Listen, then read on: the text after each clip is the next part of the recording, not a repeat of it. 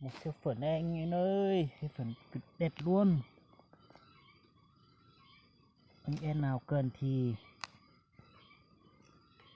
cứ gọi cho mình nhá, mình sẽ đưa để cho các bạn nhá. Đây rất là đẹp luôn, đẹp chưa các bạn ơi? Các bạn nhìn này, các bạn có biết củ này là củ gì không?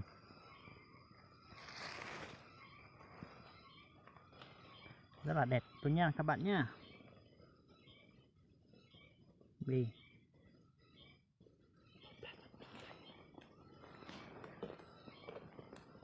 Đây nó chỉ có một cái dây ở dưới này thế nhá các bạn nhá. Đây này, cái dây bé này.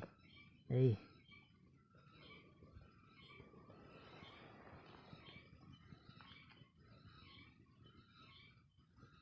Anh em nào thích thì cứ gọi cho mình lấy cho anh em nhá.